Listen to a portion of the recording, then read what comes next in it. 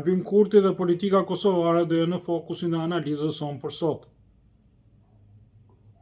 Kryeministri në detyrë Albin Kurti hariti të realizojë objektivat e tij politike, duke luajtur me dobësinë e opozitës në Kosovë, e cila është po aq e çorroditur, po aq e pa organizuar, ashtu sikurse edhe këtu në Shqipëri. Por aty ka një faktor shumë të rëndësishëm, i cili ka luajtur një rol të pazëvendësueshëm në këtë vit politik. Gjithë strumbullari i kësaj veprimtarie 5 vjeçare, po sidomos e vitit të fundit, rrotullohet rreth një ligji që Albin Kurti do të miratojë nëse do të vazhdojë të jetë në pushtet dhe për 4 vitet të ardhshme. Ky ligj quhet konfiskimi i pasurive të pajustifikueshme. Në këtë ligj, i cili prek drejt për drejt liderët e opozitës ose të ashtu quajturit komandant të UÇK-s dhe të gjithë aferat të ata kanë bërë në këto 20 vjet në Kosovë, është pikërisht çelësi i suksesit të politikës së Kurtit, përveç shumë arritjeve të tjera 4 vjeçare, përfshirë këtu edhe çlirimin e veriut të Mitrovicës nga ndikimi dhe influenca e drejt për drejt e Beogradit. Kjo tregoi, pra ky 4 vjeçar dhe sidomos viti i fundit, tregoi se opozita kosovare është në çark.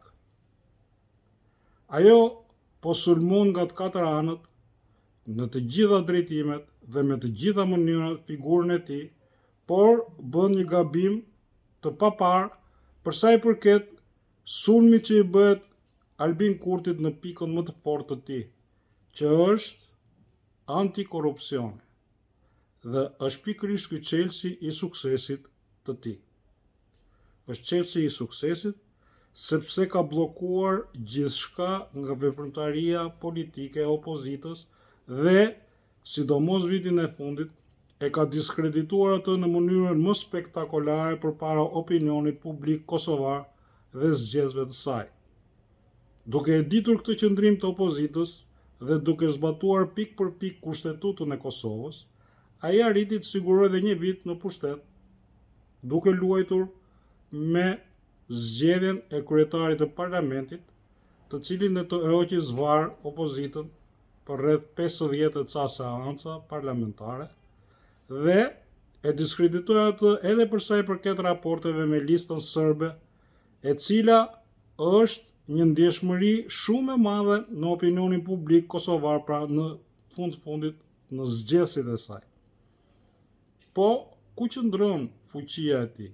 Fuqia e tij qëndron pikërisht për faktin se ai mbron vetëm interesat e qytetarëve të Kosovës dhe në raport me ndërkombëtarët. Ai ka krijuar një diskurs shumë të lartë politik, i cili është bërë shembull dhe ka trembur të gjithë burokratët e korruptuar si në Evropë, si në administratën amerikane, ashtu edhe në politikën shqiptare, e cila tashmë është në rënim të plot, si në pushtet, ashtu edhe në opozitë. Është pikërisht shembulli i tij, i cili ka trembur, siç e thashë në fillim, të gjithë faktorët politik kanë e mban dhe rreth e rrotullt të tij. Kjo ka bërë që ai të arrijë të shkojë në zgjedhje të parakohshme në datën 28 dhjetor. Sipas analizës time, ai do ketë një sukses mbi 51%, duke përfshirë pra të gjithë çka ka ndodhur në 4 vitet e pushtetit të tij dhe sidomos në vitin e fundit, ku opozita kosovare, Partia Demokratike e Kosovës dhe partitë e tjera janë totalisht të diskredituara, pavarësisht se ato mundohen, siç e thash edhe në fillim të analizës, të bombardojnë me anë të mediave të cilat janë të paguara prej tyre për të mos thënë nga Beogradi, për të diskredituar figurën e tij, por gabimi është fatal për faktin se lëvizja vetëvendosje po goditet pikërisht në pikën më të fortë të saj. Megjithatë, të shikojmë fushatën elektorale të këtij muaji, si dhe rezultatet e prakut të vitit të ri.